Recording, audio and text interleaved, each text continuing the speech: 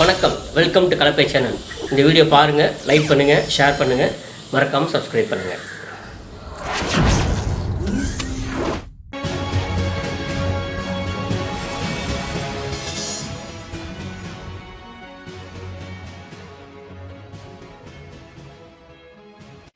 CBSE, the Central Board of Secondary Education, has miserably failed. And it is not a good news to the parents. It is not a good news to the people who believe in the standard of education offered by Central Board of Education. The CBSE, it seems, has decided to reduce the school syllabus by 30%. Why is this so? We know the reason. It is so obvious. Because of the delay in opening schools this year. Now it has been decided to reduce the syllabus by 30%. It is not at all a sensible move. It is not at all a good move. Why should there be a reduction in the syllabus at all? Absolutely. And it raises some, 2 or 3 important questions. And of course, in our country, we cannot expect any authority to come in the open and explain things to us. It never happens in our country. After all, they are bureaucrats, so they need not explain anything to anyone at all. Absolutely. But in this case, reduction of 30% of syllabus. See, only 2 or 3 months have been lost, which means that we have still 7 or 8 months left. And in a year, normally a school functions for nearly 200 odd days.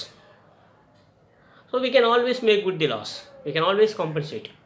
Say we can have classes on Saturdays, or we can reduce the holidays. Why don't we try to increase the working hours of the school every day? Say by 30 minutes. Even 15 minutes will do, if I am right.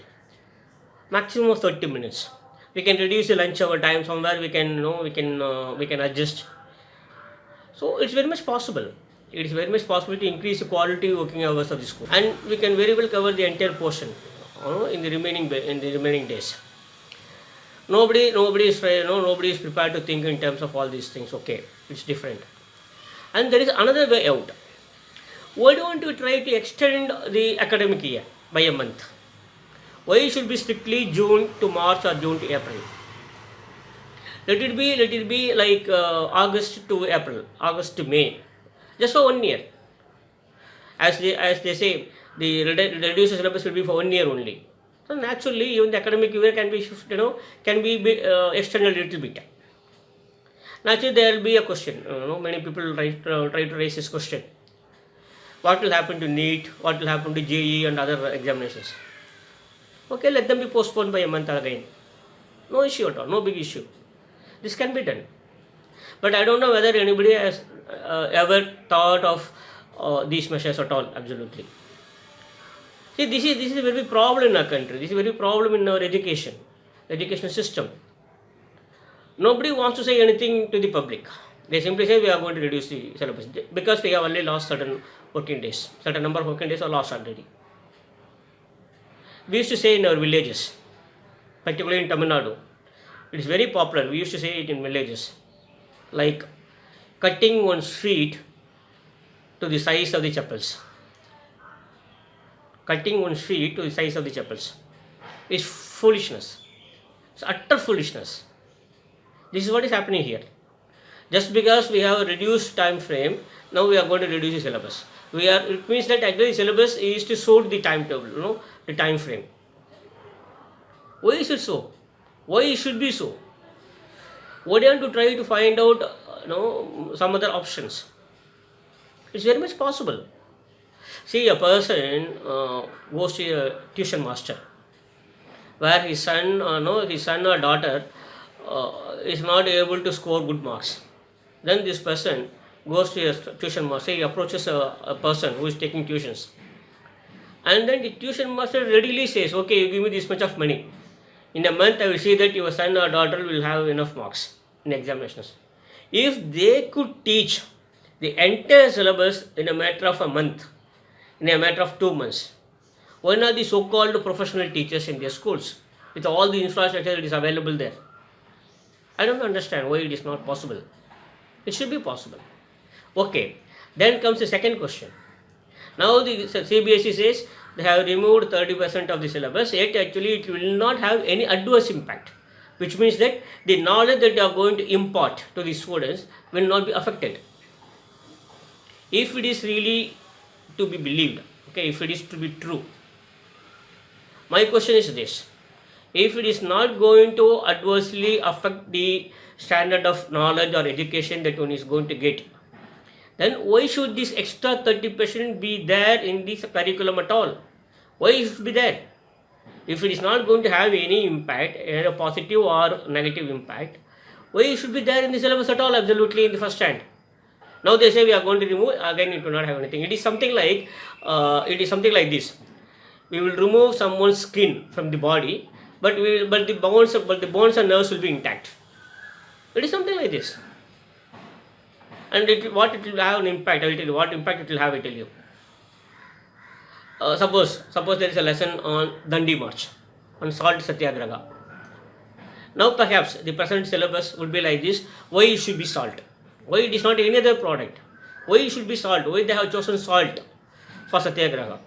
And what impact it will have on the overall administration of the British government? All these things might be there. Now all these things will be removed. Now it will say Dandi March happened in this year, on this particular date, these people participated, and this is this. That's all. It's all over.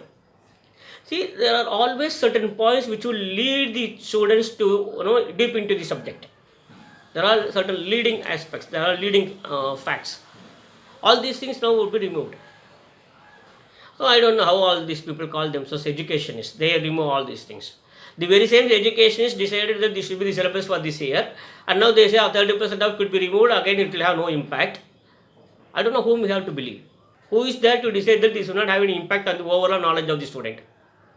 Who can decide about it? Nobody is prepared to answer any of these questions. So this is the problem. Time and again we say, if you leave the entire issue to bureaucrats, this is what will happen. Our bureaucracy has failed. It has failed miserably. Our teachers have failed. Our bureaucracy has failed. So this is one again a glaring example. I feel pity. It's only a pathetic condition now. The parents have got nothing to say now. After all, they never had any right to say anything at all. Now the CBSE has decided they are going to reduce 30% of the syllabus, and then they say there will be no impact on the adverse impact on the knowledge of the students.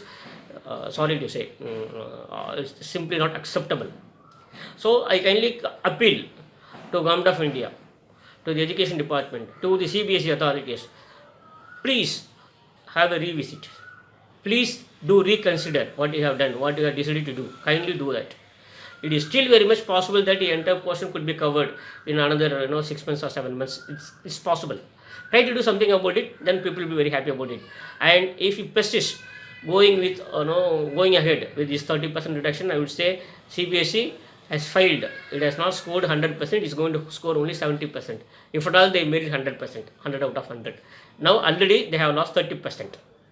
This is it. Now the ball is in the court of CBSE. Let them decide. Let them do something good. सबको सन्मति दे भगवान.